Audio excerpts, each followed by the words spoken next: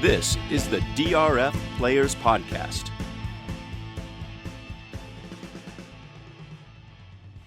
Hello and welcome to the Tuesday, September 6th, can't believe I'm saying those words, edition of the DRF Players Podcast.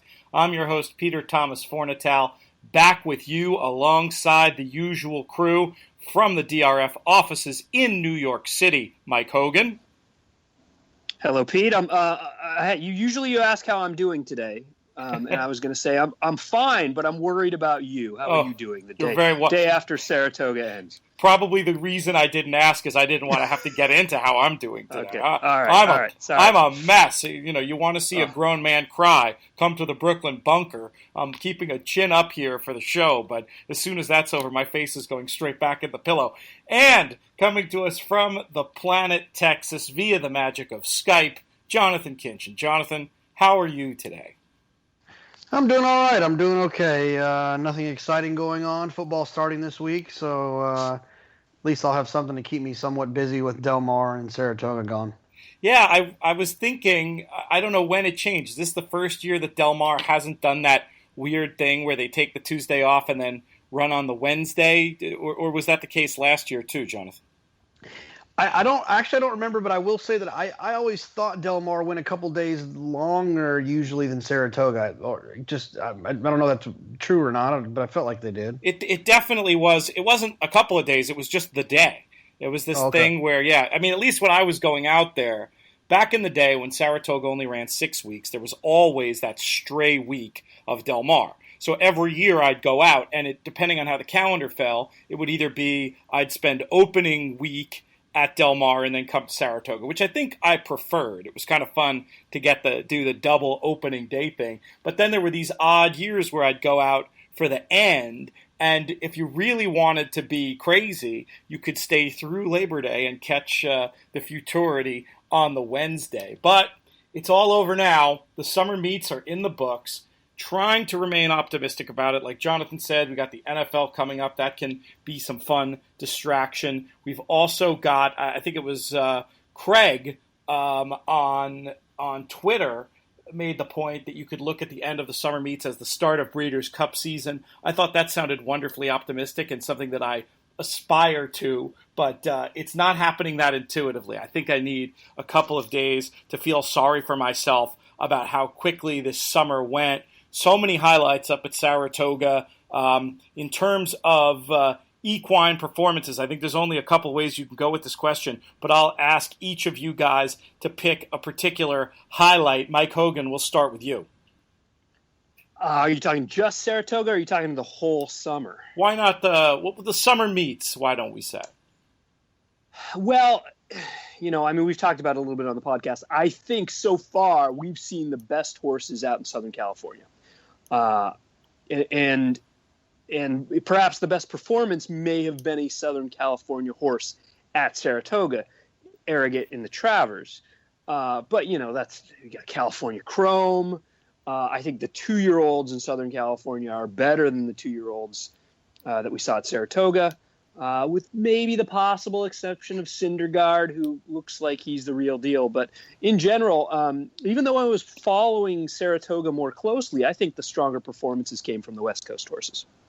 Jonathan, what do you think? A particular memory of this summer from those summer meets that stands out to you? I think the excitement of seeing Songbird, come over and maintain her undefeated record. The figures guys are going to get all bent out of shape that she's not as fast as I think the world would like her to be on paper. But how cool is it to see her come over and kind of do her thing on the East Coast? I think that for whatever reason, as horse players and horse racing fans, we always want these West Coast horses to come out east, and we got that this summer, and that was pretty exciting. I just remember her getting in the gate both times that she did, and kind of the excitement you feel before that. So that was kind of the highlight for me. I thought that was pretty special. Yeah, it's an interesting point about the cynics and the figures regarding Songbird. I still thought they were crazy before the last race, just based on the ease with which she'd won.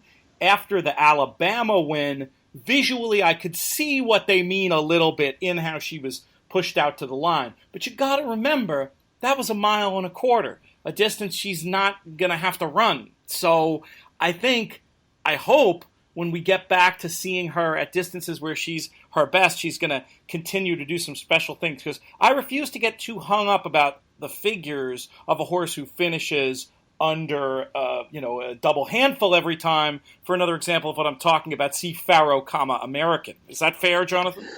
No, absolutely. And the great thing about our sport is that in due time it'll all be sorted out. I would imagine that depending what they decide to do with Beholder, but there'll be a real test for her come the Breeders' Cup and the distaff.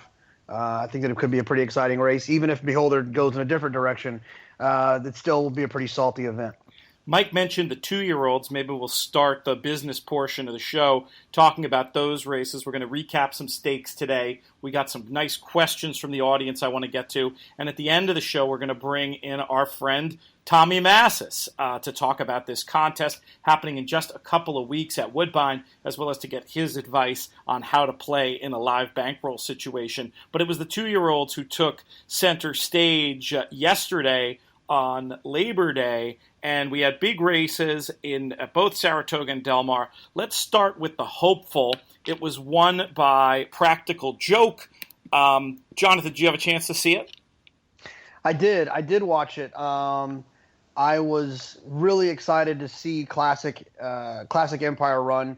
I know that he was working with the other Cassie filly that won the female version of the race. I'm going blank on the name, but Spinaway. And so I was interested to watch him run. I was there at Churchill when he ran down the horse for Sagamore in the Churchill stake, and so he's a pretty impressive horse, and so I was hoping to watch him, and then he went right after the start, and didn't get to see him run. But shockingly enough, and the only reason I know this is because our friend Nick Tamrose pointed it out. That was the first Grade 1 that Chad Brown has won for Seth Clareman and Clarovich Stables, which I was pretty impressed with considering all the horses that they've had together. That's not it. It's also, isn't it the first Grade 1 he's won on dirt with a male horse? Does that sound right, Mike Hogan? It does. Yeah. So that was always one of those things that was just a matter of time, but interesting to see that knocked down. Now, I was joking about Classic Empire. I did see, Mike Hogan, you were right. He was vanned off. Watching the race, I just assumed he was acting a fool and was going to be fine. I'm hoping that was just precautionary. I didn't see any notes about it anywhere. Either of you guys have any info? I'm hoping Classic Empire's going to be okay, and we're going to see him again soon, outfitted with blinkers and a different type of work pattern to try to get him mind on business a little more. But I'm hoping nothing went wrong during that incident.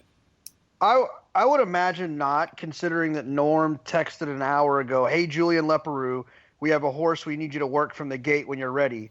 Arad Ortiz isn't interested. Hashtag bad boy." So I'm assuming that making a joke about the horse means that he's okay. Yes, that's a great point. That was an interesting situation. Am I correct in that hadn't Erad ridden both Classic Empire and Practical Joke in the previous starts?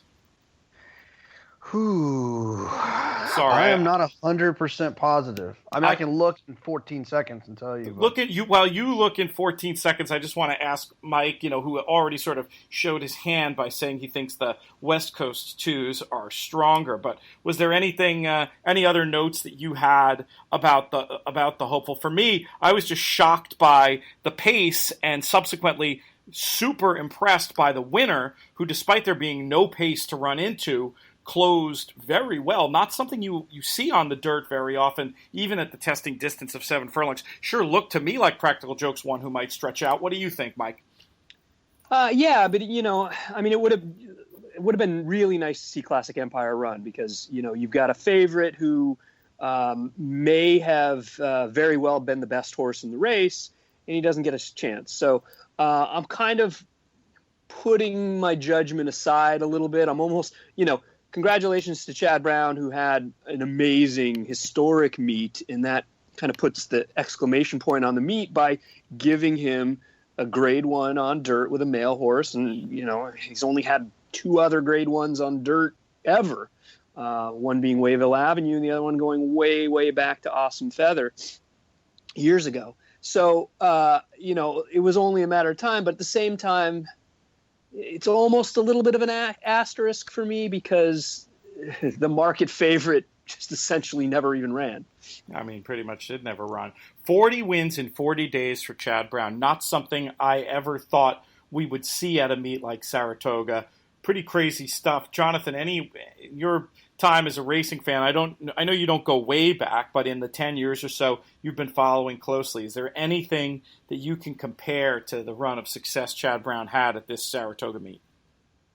No, that's pretty dominant. It's hard to win up there, as you can see and as you've seen, obviously, it's a tough place to win. Everyone brings their best, and everyone's trying to win up there, and to be able to reel off that many wins, I don't care how many horses you have, it's pretty impressive. All right. Did you find out that info on the? Was I right about the ERAD thing? It's just kind of ironic if I'm right about that you choose the horse who dumps you, that then you don't want to go anywhere near again. No, it's actually tricky. I'm actually confused because Julian definitely rode Classic Empire in his first two starts at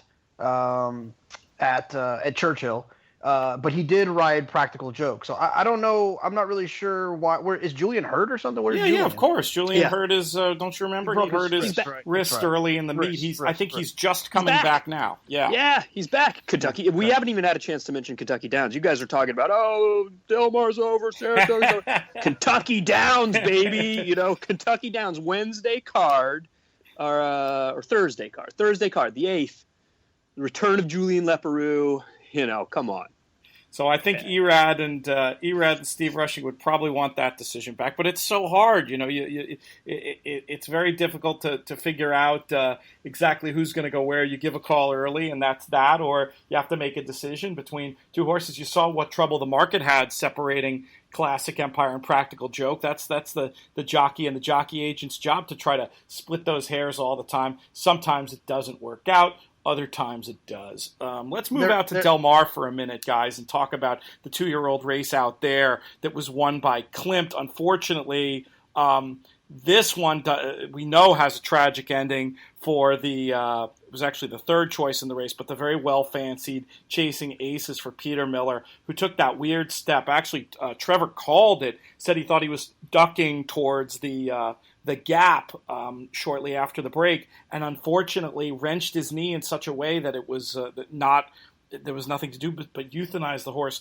Very, very sad story there that I thought needed to be acknowledged at least. But Klimt, very visually impressive winner. Mike, it sounds to me like he's at the top of your 2-year-old list. Is that fair to say?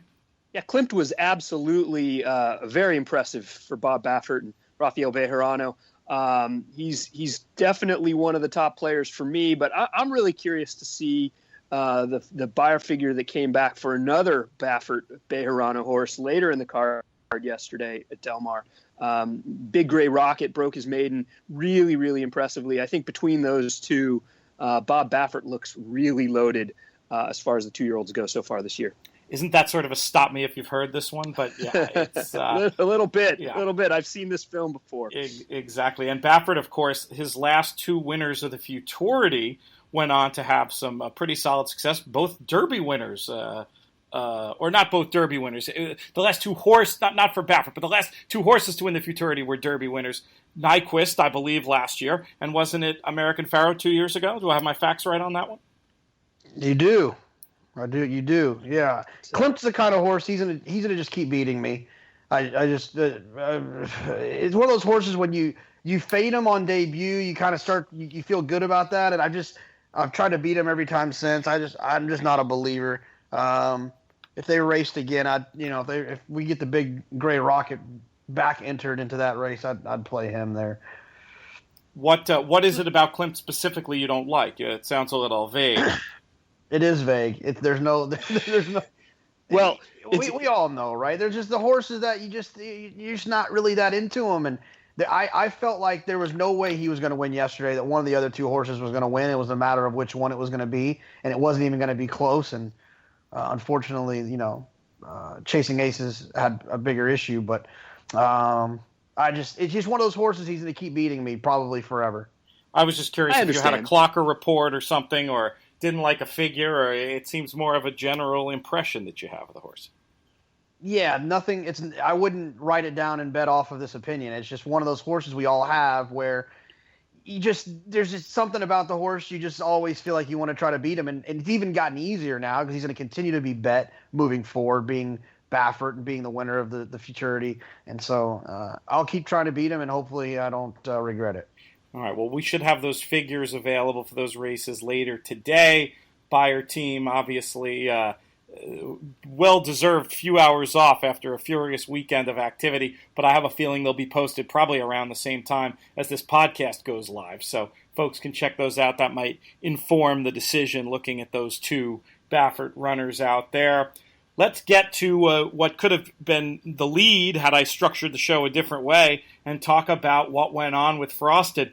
Boy, folks who listen to this show, and I feel even better saying this after a show where I didn't really give any picks. I was just a sounding board. If you listened to the show last week, man, you got a $20 winner on top in the Woodward. You got a 15-1 winner in Hong Kong. Mike, I think you tipped something else that outran the odds or won. It was a big weekend for folks who listen to the pod. Got to tune into those Friday shows and listen all the way to the end to hear what folks are picking. But, so yeah, Jonathan, we'll start with you since you seem the least surprised by what happened with Frosted. Give us your analysis of the Woodward. Yeah, I mean, look, I'm like I said a million times, I'm wrong a hell of a lot more than I'm right. I just felt like that was the trip he was going to get. I just felt like going into the Whitney, I felt like he was still kind of a one-turn, specialist. And the reason he ran that huge performance was that's kind of what he's always been wanting to do. Then he comes out against a kind of a weak field and goes to the front and runs them off their feet. And then everyone started to think, oh, well, see, now he is a two-turn, a horse that can excel going two turns. And I just felt like he wasn't going to, he just wasn't going to clear in this race. And he was going to get the trip that he got. And he's going to get the hesitant ride after he didn't break well. And I thought Shaman Ghost was a likely horse to beat him there. Wasn't brain surgery. I got lucky, like you always do when you can beat a 3-5 shot, or 2-5 shot. And Muggs actually, Muggs did text me and say that he didn't like the horse either. So, she never wins when she bets McLaughlin. That's a known fact in our household. I texted you in the immediate aftermath of the race, Jonathan, that I thought it was. I think I said it was. I thought it was a bit of a passive ride. A sentiment I've heard echoed on Twitter a little bit. Mike, do you think there's anything to that? Did you see anything unusual there, or was I just trying to conjure an excuse why a 3-5 shot got beat? Well, I think a lot of people saw the same thing, and in fact, I'll maybe take 5 minutes to read the chart comment for Frosted from the official chart, if you don't mind. Please. The note from the official Equibase chart is Frosted broke awkwardly, tossing his head a bit and brushing off the outside stall, raced just off the inside through the first turn before taking the forepath, settling in hand, remained confidently handled, advancing mildly 5 wide through the far turn under his own power, angled 8 wide into the upper stretch, lugged in, straightened away, not switching leads immediately, had the rider apply the mildest of hand rides, rallying to latch onto the top trio a furlong from home, the outermost of the quartet, drifted in under overconfident handling. Wow, and said it right in the chart. Yes, and light cross-reined encouragement and was outgamed to the finish by a pair. Sounds like that guy had a bet on the horse. I don't know, though. It sounds like the most perfect description I've ever heard. I think that's a brilliant trip note. Let's talk about this, because I think Mike is cynical about it is unusual to have that amount of editorializing. However, I kind of think every word in it is true. So since I think we know where Mike and I stand on this already, Jonathan, we'll ask you, what do you think of a chart note that goes into that level of detail and maybe even crosses the line a little bit into editorializing? Are you in favor of it or opposed to that idea? The more information you can give, the better. But he could have saved a lot of ink and just wrote "Jock screwed it up" and been done with it. Now, see that okay. You can't. Then you lose your job, Mike. What's your? I'm with Jonathan about the more information, the better. I do see the point. I didn't realize how much editorializing was in there. There was a couple, if there was like a clause that had if in there. I mean, that's crazy in a way, but I still am in favor, all in all, of the more the better in terms of trip notes. I thought the description of the break was particularly perfect. It's kind of funny. We can actually apply literary criticism to a chart comment, which is saying something in and of itself. But Mike, I want to hear your perspective on this more fully than we talked before. I mean, I'm generally in agreement with you guys. Like, I love the amount of depth they go into on these NYRA charts. I started noticing it about a year ago. I don't know if they've gotten new guys or if they've just taken more time. Same guys. But I like it. Okay. So don't get me wrong. I think it's good. This one though gets a little bit, when it uses pretty strong wording like overconfident. Look, and I tweeted this out after the race. I mean, maybe I'm the only one that thinks this, but Joel Rosario rode Frosted as if he thought there was no way, even going wide, even with a slowish break, even, anything else that was happening. Like, there was no way he was not going to finish first. And he rode Frosted like the same way he rode him in the Whitney, the same way he rode him in the Met Mile. He never really asked him. He seemed like he was still trying to keep and conserve more horse. And he lost by 2 necks, okay, or 2 heads or whatever it was. Had he won by a neck or a head or whatever, how many people would be praising him for riding just the amount that he needed in order to win the race and holding something back for future races, right? I mean, you're making an interesting case, but I'm just not sure I'm fully buying it. Now, when you talk about comparing the way he rode to the Whitney, I assume you mean in terms of just the amount of encouragement, because it was a very different ride. When you have to ride a horse differently when you break well versus when you break poorly. Yes. And to not acknowledge that, like, to me, overconfident is the perfect word. It really is. Right. I was shocked. I just assumed the way he rode him that he had an absolute freight train. And when he looked in deep water halfway through the stretch, I was sitting with people rooting against him. And I said, I think he's still going to be able to do this on his class, because I just assumed he knew what he had. But then I guess at crunch time, the fuel tank was empty. I'm struggling to find the words here, but it's I don't know. That's interesting. I mean, that was my immediate gut. Then, as usual, I usually err on the side of, I'm being too harsh, because I never want to be a jockey knocker. I never want to excuse an error in handicapping by blaming it on an external factor. And I think I did handicap the race wrong, or I bet it wrong. I don't know if I handicapped it wrong, but I think I bet it wrong, which is that I did think I came into the race. I hadn't really handicapped it when we did the pod. After we did the pod, hearing both of you guys talk, I said, I want to beat this Frosted. And then I went and I looked at all the numbers that I look at, and I did all my work, and I just came away saying, this horse is the 80% winner. I just got too married to the numbers in front of me instead of trying to take a bigger picture view about what it would mean in terms of value if the horse got beat. It was probably a case of where I should have gone with first thought, best thought, instead of almost like talking myself in to a 3 to 5. I mean, Jonathon, you're the best I know when it comes to being fine, getting stuck into a favorite, but also not afraid to beat them.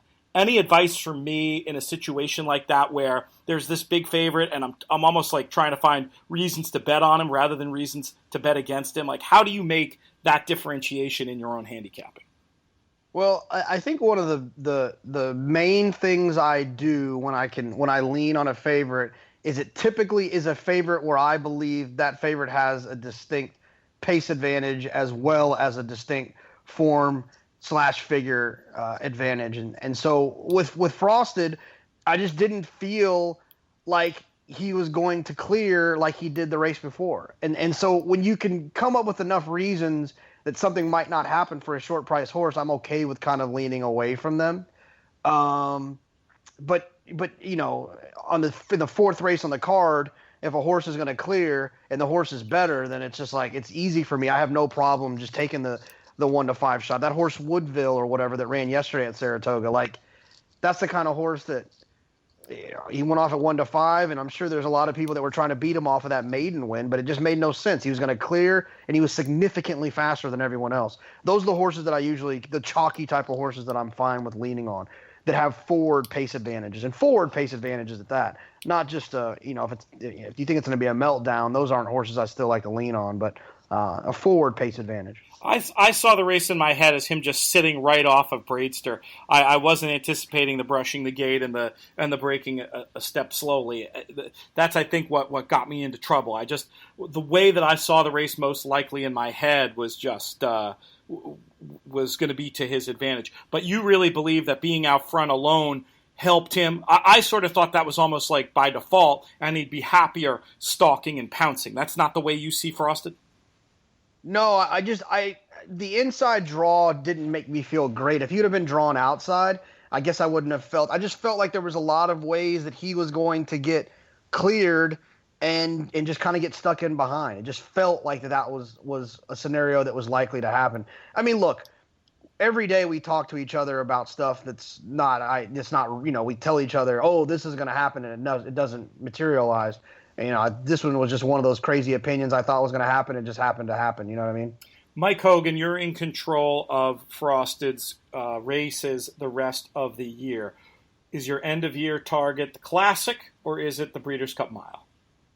The Classic. The Classic, the Classic, the Classic, the Classic, and the Classic. It's, to me, the options are the Classic or skipping the Breeders' Cup entirely. And pointing for a race like the Cigar Mile, which wouldn't be crazy. I think if he runs in the Breeders' Cup, it's going to be the Breeders' Cup Mile, and I almost don't think it's close. Jonathan, Mike and I are on opposite sides here. What do you think? So when these type of questions come up, I always go to who owns the horse. Like, Godolphin. They don't need any money. Like, they've already got a stallion. He's placed in what? 2 of the 3 Triple Crown events. He won the Whitney, Grade 1 Whitney, and he won the Met Mile. He's already a stallion. So it's not like they need to try to sneak out another Grade 1 win in the Dirt Mile for him. It's around 2 turns. It's not 1 turn. I mean, I just feel like they're going to run him in the Classic and take a shot. And what's the point? There's just no point, right? I mean, they don't need the money. If I own the horse, that sucker'd be running in the Dirt Mile because I need the money. But Dirt Mile, and Jonathan, Cigar Mile. You make a fantastic point. I mean, Godolphin has never. I mean, name a time when Godolphin has had a top horse where they did something like Liam's Map. They always take a shot, whether it's the Kentucky Derby, whether it's a Breeders' Cup Classic, whether it's you name it. They are not shy about running their best horses, and I think they still look. He got a 105 buyer. It's not as if he complete. I mean, he was a neck from being in first. If he wins this race, are we even having this discussion? I still might be. If he only beat Shaman Ghost by half a length, I still might be having the conversation. He went 41 feet further when the jockey never even asked him. I mean, you're making good points. Anyway. You're making good points. I just think that in my heart, I don't think he wants to run 1.25 miles against the kind of horses that are going to be there. And I take all the points you're saying, but I just think winning is so much more fun than losing. And as long as they have this ridiculous Dirt Mile race, which I've been arguing for years they shouldn't have because of this exact situation, I think you weaken the sprint and you weaken the Classic, as I've said many times. But to me, if this race exists, this is probably a horse who doesn't quite want the 1.25 miles. Who would fit it like an absolute glove. So that's just my perspective. I mean, believe me, as a racing fan, I sure hope I'm wrong and you guys are right. I'd rather have him in there. He'll take a little bit of money, and I mean, personally, I wouldn't use him for a penny. And that's the question I'll throw back at you guys who were quick to put him in the race. Could you see using him for a penny on top in that spot, Jonathan? No, I don't want him in either spot. He's the kind of horse that is going to be I'm going to eliminate takeout with him. I think the Met Mile hit him right between the eyes. He's going to always be overbet off of that performance, and he will have to wait until next year to be able to run in that race again. So I don't want him in either spot. I don't want him against California Chrome. I don't want him against Arrogate. I don't want him against Run Happy if he shows up in that race. So in the Dirt Mile, I just don't want the horse. Period. Even if you wouldn't use him on top a little at 3 to 5 in the Dirt Mile. I just want to clarify that. No, and I don't think he'll be that short. Mike Hogan, what do you think? I'm generally with Jonathon, maybe not quite as strong. I mean, I'm pretty much against him, but some of the question for me becomes what the price he will be in the Classic. No. You know, because he's now third choice at best. You know, I mean, perhaps even another one of these 3-year-olds ends up getting overbet. I mean, he could get overlooked at 7 or 8 to 1 in the Classic. Look, he's a good enough horse that if he runs his race and we are, look, they're targeting the Breeders' Cup. I don't think, look, they would have loved to have won the Woodward, but Joel rode him like he had bigger goals in mind. I think the Godolphin team here had bigger goals in mind than that race. I wouldn't be shocked to see him step forward with a big effort, whether there's another race before the Classic or not. They're talking possibly Jockey Club Gold Cup. We'll see. A lot of that's going to come down to what happens between now and then and what kind of price he is. But I've used crazier horses on top in the Breeders' Cup. If I get the price, I wouldn't mind. I wouldn't have a problem with a Jockey Club Gold Cup Cigar Mile idea to close it out in style either. I wonder if that's, you guys make a good point about Godolphin liking to dance the biggest dances, but in terms of what's best for the horse, that might not be be a bad thing. So it'll be interesting to follow the story and see. I'm just sort of getting from the undertone of what everybody's saying that nobody's too interested. It sounds like the top 4 might be going to the Breeders' Cup Classic. Doesn't sound like anybody's in a hurry to bet anything back out of that race, or am I misreading? I haven't seen a racehorse that's going to beat Arrogant or California Chrome, so I wouldn't want. I mean, underneath, Shaman Ghost is the type of horse that presents some value, but not on top. But I mean, isn't Frosted the one you want out of that race? The ride that we've discussed at length on here, traveling 41 feet further than the winner, losing only by a neck. Those are the kinds of horses you want to bet back. The only question becomes the extra furlong and the price you get. Yeah, these right. Are good I think you're right about Mike. The only issue with that is there's 2 things. He's going to be doing something in his next start that I don't think he wants to do, and he's going to still be overbet. So that sure. That's the trip you want to identify. Sure. Exactly. Sure. I mean, that's the dream trip you want to identify for a horse that you're going to get 10 to 1 on doing something you think he will excel at, but not the other way around, in my opinion. It's very interesting. It's a good conversation. We got into a lot there, more than I was even planning.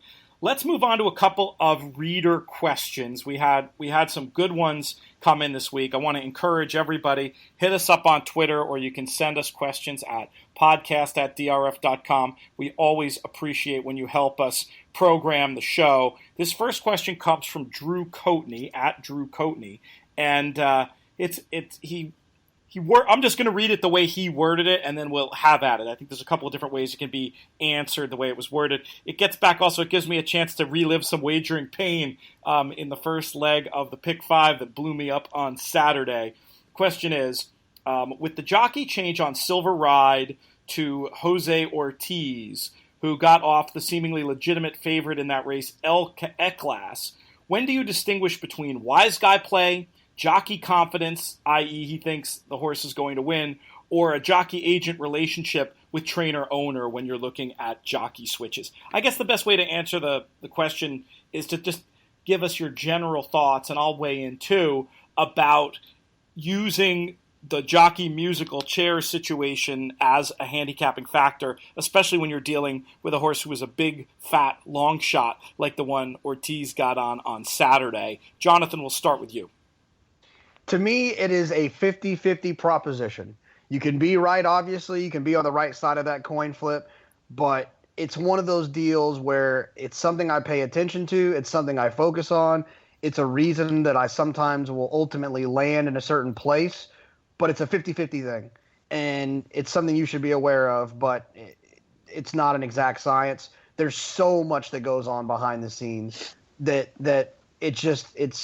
it's one of those deals. It's hard to really nail down why someone is where they are, but it's definitely something to pay attention to But like I said, I just think it's a 50-50 proposition. Yeah, 50-50 as to whether or not you're going down the wrong way down a one-way street. That's what you mean. There could just be some story. The horse was supposed to be entered somewhere in another spot. He gave the call. The trainer wouldn't let him out of the call. That kind of thing. Is that what you're referring to, Jonathan? Absolutely, yeah. I mean, there's so many things that could come up. Luis Saez could have been late to work the horse, and so Brian Lynch saw Jose Ortiz. They worked him. Jose liked the horse. Or it could be that. It could be the other thing around. There's a million different things it can be. Absolutely. Mike Hogan, do you look at those kind of jockey musical chairs things, and how do you try to figure out what's what? I look at them a little bit, but it's hard for me to put a whole lot of weight onto them. No pun intended when we're talking jockeys.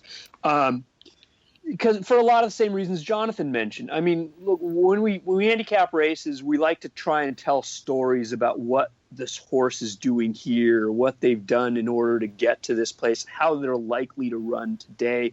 And sometimes you can try and create a story that ends up landing you on a winner because you think, look, he took the call on this horse, and you could be completely wrong, but you could still be right. Like, you could back into the winner. You could make this case about Ired and his agent picking this horse when really it has more to do with, he committed to another horse and he had to do this favor and he just ended up on a horse that won. I'll use an example of that. It's not a jockey thing, but it's a mistake that happened. You guys may have seen this. Annie Rules, do you remember her running earlier in the Saratoga meet? Yes. She actually won twice at Saratoga. Her first start at Saratoga, she won and was claimed from Jason Service and Michael Dubb by Mike Maker, maybe even for the Ramseys. However, Naira, when they submitted the entries the next time she was entered back to Equibase, they hadn't updated it on their internal system. So the early PPs had her as being claimed out of the race, but had the owner listed as Dubb in trainer Service. So it looked as if she was claimed, and then Service and Dubb went to the horse owner that claimed her and bought her back privately. So we actually got into a discussion on Twitter because there was a mistake, and then Naira fixed it shortly after. So the final PPs were correct, but the early PPs, if you printed them, had this mistake in there.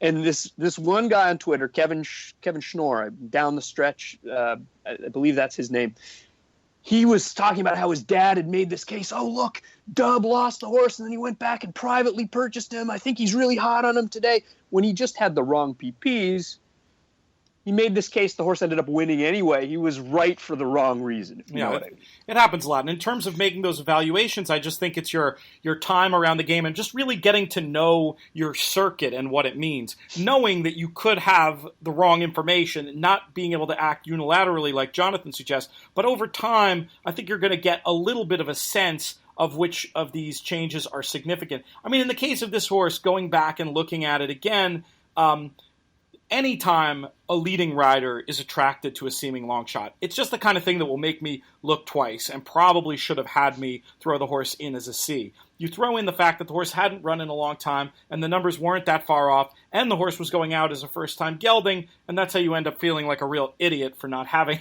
the horse. But in terms of being able to process this information in real time going forward, I think you just got to get familiar with your circuit, understand who rides first call for whom. You can look at statistics. You can see there are certain trainers who will habitually reach out to certain riders. They won't waste the call. When that horse is live, they'll go there. As you follow a circuit more and more, you'll get to know this stuff. It's hard as a contest player when you're looking often at 4 tracks at once to be able to have that degree of intimacy, but it's something that you can try to develop over time and get almost like a muscle memory for what matters. Always knowing it could be something that is completely out of the blue, and you probably don't want to get too stuck into it. Always, sticking to the fundamentals of handicapping in the first order is probably a good idea, and using that stuff to do things like upgrading a horse from a C to a B or an X to a C, etc., etc. The other question, you had something else on that, Jacob? Yeah, just real quick, the best performance we saw at Saratoga all summer was kind of a situation like that with Arrogate, where Bejarano picked American Freedom. And I actually heard Baffert talk about it on Bick, where he said that that like Bejarano felt like he needed to ride the horse because he rode back with Gary and Mary West on their private flight after the Haskell. You know what I mean? It's like, there's so many things to it. You just and he loved the horse. He loved Arrogant. He was working Arrogant, and so you just can't always follow those guys because there's a lot of things that we just don't know about. I think, as always, let price be your guide. Let your bet construction be your guide. If there's a way to throw in a horse on a flaky angle like that, by all means do it. Should that be your number one single? That over time is probably not going to be a plus ROI strategy, at least in my opinion. The next question came from Steve, who I had the pleasure of meeting out at the Paddock Bar at Saratoga. He complimented me on some of my European analysis over the years and asks, how do you rank the European foreign tracks on class, South America, Australia, New Zealand?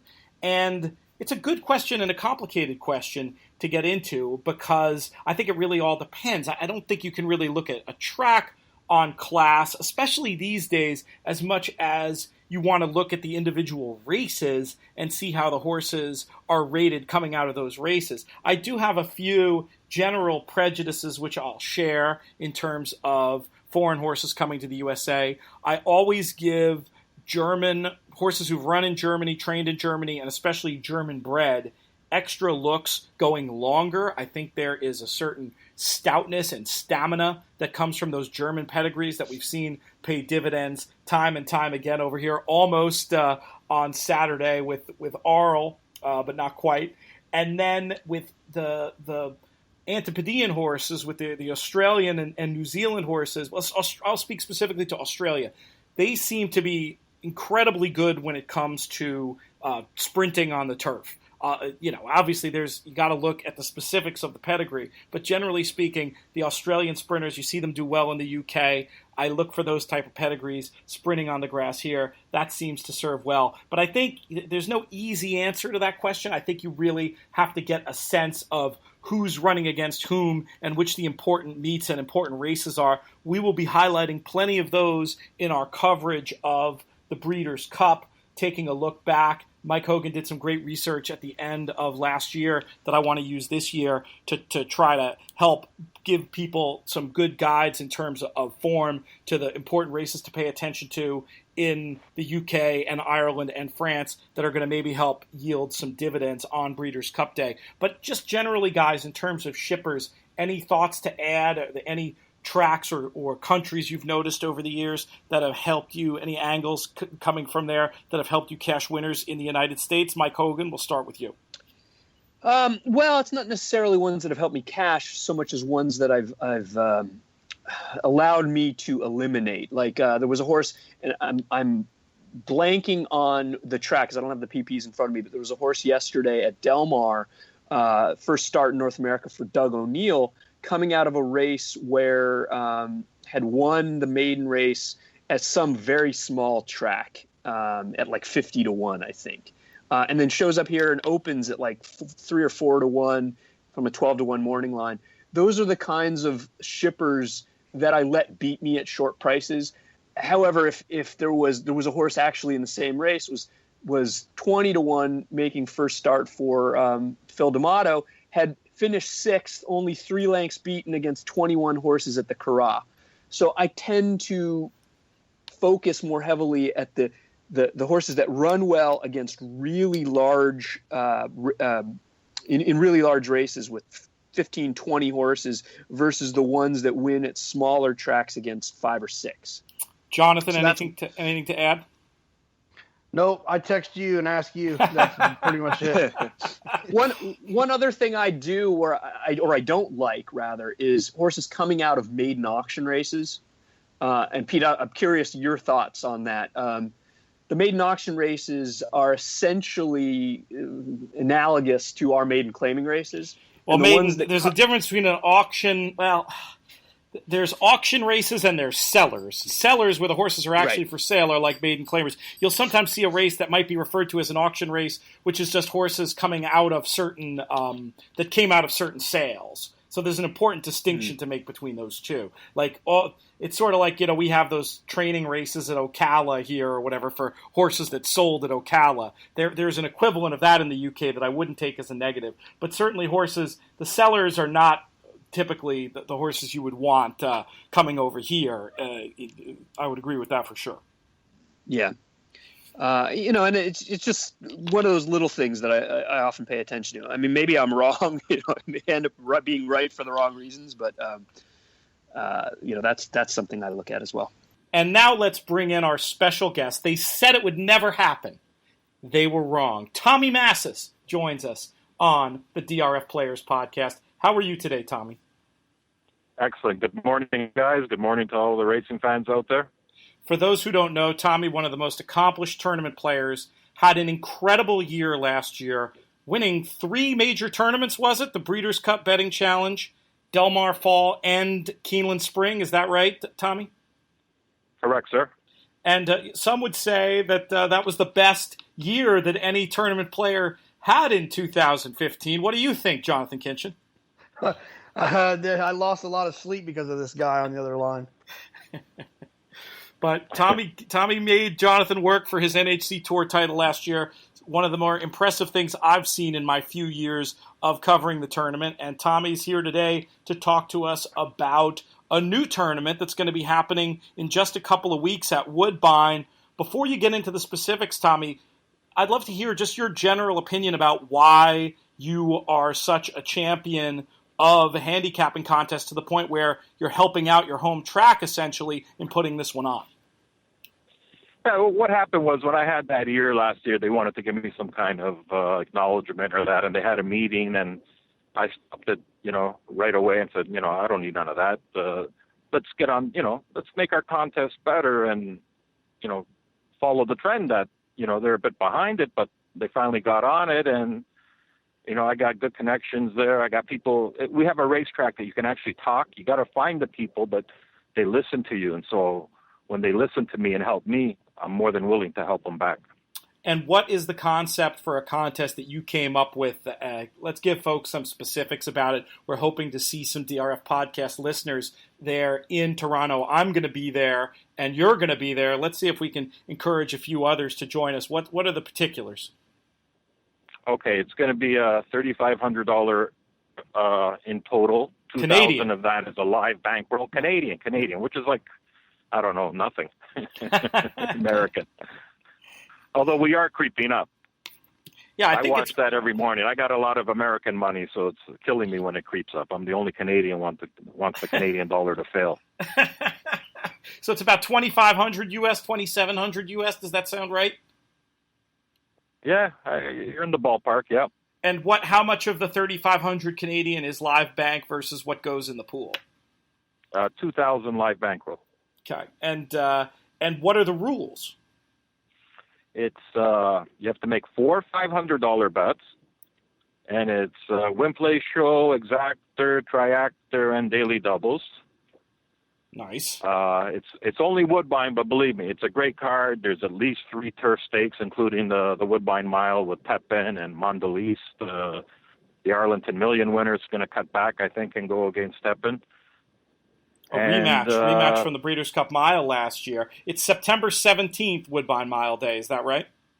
Correct. Yeah, Saturday, and we got the best spot in the track to play from, to watch the races from, period. Tell folks about that tent at the top of the just let me finish on the rules. Sorry. I'm sorry. It's like the Keeneland contest. You have to bet half your bankroll in one of the last 2 races, but only up to 2,000. So if you have 4,000 bankroll, you have to bet 2. And if you got 20,000 bankroll, you still only have to bet 2. Gotcha. That's a smart tweak to that rule. I know a lot of players don't like being forced to make those plays, but I assume it's just a case of giving the track a way to turn over some extra money and justify the cost of the whole thing.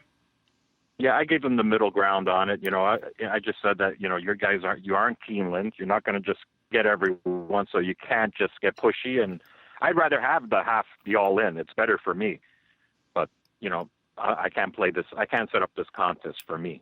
That wouldn't be right. We'll get to your particular approach to live bankroll before our conversation is over. But I do want you to describe the accommodations to folks, because I think when you hear about where you're going to get to be to watch Tepin and watch this loaded Woodbine Mile Day card, I think it might players who are on the fence might fall to the let's go to Woodbine side of the fence.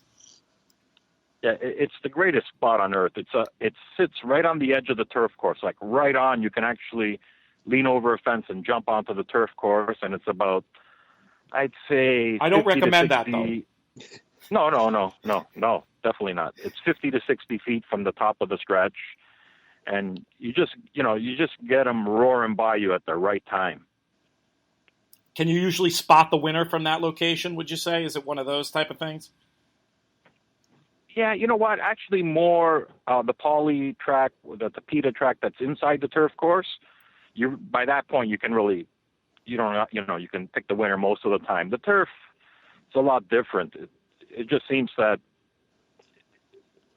they're all more tighter on the turf. They're all, it's always, whereas the Tapeta or the dirt, they're more spread out by the time they come for home. Whereas on the turf, they're really still in a pack even turning for home.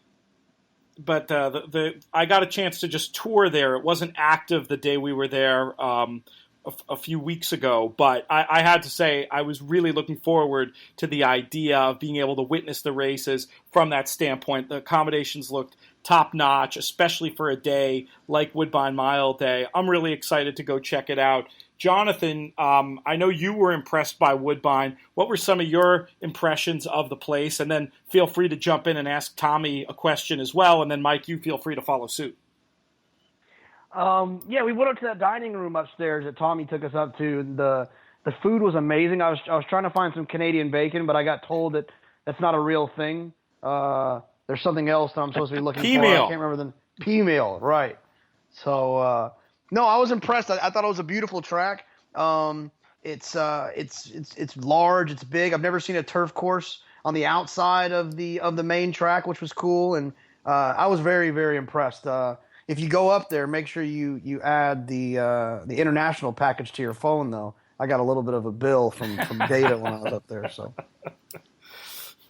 you got any questions for Tommy, Jonathon? Maybe you could learn something from him. No, you're right. I wanted to point out for people that don't know a lot about Tommy's year last year, one of the most impressive things that I saw him do that I would recommend people make sure that they strive to do in their game is that he won the Keeneland contest with a bomb, a 30-20, 30-1 shot, and he won the Del Mar contest with almost an even money chalk, and that's pretty impressive when someone can do it in two different ways. And so if you're a long shot player, you need to be a better you need to work on your game and be a better favorite player. And if you're a chalky guy, you need to reach out a little bit and find some long price horses. Yeah, that's a great point. You just gotta. I always say you just gotta play the cards that are dealt to you. You just can't stick to the way you play, especially when you're just playing in a 1 or 2 day contest. What is your general approach to live bankroll, Tommy? I mean, it seems like you tipped your hand a little when you talked about how you didn't mind at all having to make that big bet. Does it all come down to your fearlessness when it comes time to make the big wager, or is there another secret as well? No, you know what it is? It's more gauging what the majority does and try to play against them. And it's, where people are going to bet half their forced to bet half their bankroll, I'm willing to bet all of my bankroll. And it's just, I like when people are uncomfortable, and anything you do, you don't have confidence, and it throws them off, and it doesn't really bother me at all because I kind of play like that day to day. I've seen you firing up there at the windows, and I know that's the truth. So there's a comfort level you have with making those big bets, and you also talked about not doing what other people do. One common live bankroll strategy is to sort of wait till the last race and put all your money in there on whatever it's going to take to win. What do you think of that strategy, Tommy? Well, put it this way: it is a 10-race card. If you hit a nice shot in the first 9 races, you win the contest. If you hit one in the last race, you might be lucky to come third. We saw that. Why wait to the last race? It's just people, you know what it is? They can say whatever they want. They're just scared to fire, and it gets to the last race, and they got no choice but to fire. Well, it has proven successful in the past, but I do take your point. We saw it at Saratoga. A lot of people thinking they might be the winner on that second day, and three of them were celebrating like they won the contest. I was laughing my head off. I was probably the winner was somewhere else. Mike, do you have a question for Tommy while we have him? We got about 5 more minutes. Well, I just love that. I mean, we've got 2 of the big contest players on the same podcast. It's like having Miguel Cabrera and Mike Trout on the same show, So, Tommy, I know you're one that's not really shy about using strong words. Do you have any advice or words of wisdom for Mr. Kinchen here, particularly to watch out for you in some of the contests coming up later in the year? Oh, no, don't worry about me. Because I got money. When I got money, I'm the biggest victim out there. I stink. I don't handicap. I don't study. When I'm broke, I'll warn everybody that I'm broke, and then you got to watch out for me. Is it your racing stable? I want to hear a little bit about Calico Racing, Tommy. I know you've had some success this summer. Let folks know what's going on. I had my first loss on Saturday. The horse won 2 in a row, conscious decision, and he was 3-2, the kiss of death, and he ran up the track. You're having a good experience. I want to blame the jockey, but he hasn't lost the race other than mine in 2 weeks, Rafael Hernandez. So it's hard to blame the jockey. Tell us about your experience on the ownership side. Is this your first foray? Had you been an owner before, and what? Oh no, on and off since 2000, and every once in a while I get crazy and get back into it. Excellent. Well, we wish you continued success as far as that goes. Looking ahead to the contest, right over here, buddy. Once again, September 17th. Tommy, you sound like you're in a taxi cab. What's going on? Yeah, I'm just getting them to pull over. Okay. I'm in a Uber, sorry. No, that's fine. It's not the first DRF Players podcast participant to be Ubering and calling in. We got the contest on the 17th. It's a one-day event. Another thing that American listeners might be interested to hear, there's no withholding in a Canadian contest, is there, Tommy? No, I don't have to kill trees when I bet and making. What I mean by kill trees is if I'm betting a $30 pick 3 or $20 pick 4, or I don't have to press the repeat button, 80 times. To keep it under that 600 to 1 threshold. But also for folks who win, I mean, obviously if you're bringing more than 10,000 back to the U.S., you need to let the government know about it. But you do have the opportunity to deal with less paperwork. I know that's not your favorite thing at contests, Tommy, dealing with paperwork. No, I got deal with, I had one bad experience for small money, but the Breeders' Cup, dealing with them and dealing with Keeneland, I've had no issues with them. They're professional, paid me full out, didn't worry about the taxes and all that, because that's my job to do. Sure, especially as a non. And that's one thing about Canada. In these contests and lottery, we don't get taxed at all. Yeah, it's a very different. That's a very different deal than what we're used to here. We're hoping folks are going to join us up there. It should be a great day. Any other advice, Tommy, for people who are maybe going to be playing in their first live bankroll contest up in Woodbine on the 17th? What would you tell somebody who is just looking to make the tradition from the online contests that are so different? Well, the one thing I would give, because a lot of the guys who play the online contests are not used to playing up at that level of money. I'd find partners, get one chief to run it, and, I think that's the best way if you're getting into it for the first time. I don't think you just want to dive in the first time for that kind of money, but I would really look at partnering up, and I'm giving a lot of people at Woodbiners, saying it's too much, and I'm networking them and getting them together and, getting groups together to play this thing. I think that's a good idea, and I think your point about... I got one group of, it's 6 or 7 guys, and what they're going to do is next week, they're going to have their own mini tournament at the track, and the winner gets to play the ticket on Woodbine Mile Day. Oh, that's a great idea. Jonathan, that sounds like something you would have thought up. That's amazing. I just got excited about that. That's like anything to compete. I'm a competitor, so that's fun. Jonathan, I know I gave him the advice that, you can't, it'll never work. You just got to have one guy in charge, and they say who. And then I said, just, go rock, paper, scissors, or have a handicapping contest. And they go, that's great. That's what we're going to do. you've played partners before, Jonathan. I mean, does that seem like the best approach to you, to have sort of one person making the decisions, maybe able to use the others as a sounding board, but ultimately responsible? Is that how you've done it in the past? I've had partners without an opinion, and that's fine. That's easy. No, that's no problem. But having partners with an opinion is a challenge, just because that's what this game is built on. It's built on my opinion being better than yours and being different than yours. And it can be kind of a challenge when you're trying to especially when someone you like, it's a friend, you don't want to tell them they're wrong. And it's inevitable that they want to use a horse that wins and you don't use them, and you talk them off of it, and vice versa. So you got to, like Tommy said, you got to have one chef in the kitchen. I like it. I think that's a good idea, and I think that's very smart. It's a good way to lose sleep, if not friends, going partners like that. And listen, I think I'm the greatest horse player there is, but when I play those online contests, and I do have partners also, I've always let anyone play those other than me. My ego's not that big. I know what I'm good at and what I suck at, and no matter who I play. I even got guys when I tried to qualify last year just saying, "Give me your picks. Here are the races," and I played theirs. Did you have any success with that in any of the onlines? No, not really. But I did I came second at Surfside that way, just using other people's horses because I suck out there at California. Well, one place you do not suck is Woodbine. We look forward to seeing you in a couple of weeks.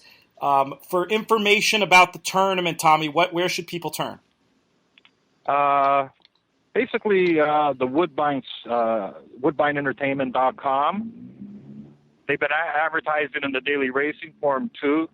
But the whole thing is, if you're getting up there, I book a hotel. If you book at I think it's the Bristol Weston, they get, you just mentioned Woodbine Entertainment, and they cut the rate more than in half. And we have the International Film Festival in town that week. So I just phone the Bristol Weston, book a room. You can cancel the last day, but get one locked up because it's pretty cheap. It's like $119 on the weekends instead of like $270 regular. That's great. But that's on the website too. They'll give you that info too. I want to see, is that film festival something that's like open to the public? Would it be, if I come in a day early, is there a chance to go check out some interesting films up there? It runs for 2 weeks. A lot of them are for press only, but they do have a lot of showings. Cool. It's TIFF, TIFF.com, I think. He's Toronto a great International Film Festival. He's a great contest player. He might as well be in the Toronto Chamber of Commerce. Tommy Massis, everybody. Thanks for joining us, Tommy. I really appreciate it very much. We'll let you get to your appointment. Pleasure, guys. Hope to see you all out there. Thanks, absolutely. Steve. So, Jonathan, I know you're grounded for a few weeks. Doesn't sound likely that you're going to make it up to Toronto. But if you were in full-on travel mode, is that a contest that would pique your interest? Oh yeah, without a doubt. No, I love Woodbine Mile, and that was kind of one of the races that I was hoping to break my Woodbine maiden for Woodbine Mile Day, but I got up there a little bit sooner. So no, it's definitely one that I would be involved in. I'm not sure what their field size is going to be, but it's definitely one that I would try to get up to if you're looking to get to a live money event. Mike Hogan, you looking to do anything special in terms of formulator facts or anything in advance of Woodbine Mile Day? Maybe we'll have some extra info from you as well. Hadn't thought about it, but it sounds like a fantastic idea. All right. Well, we've run a little bit long. I want to go ahead and thank Tommy Massis once again. I want to thank Jonathon Kinchen. Of course, I want to thank Mike Hogan. Most of all, though, I want to thank all of you for listening and for the great questions. Keep them coming. Podcast at DRF.com. I'm Peter Thomas Fornatale. We'll be back on Friday. If you're playing this week, may you win all your photos.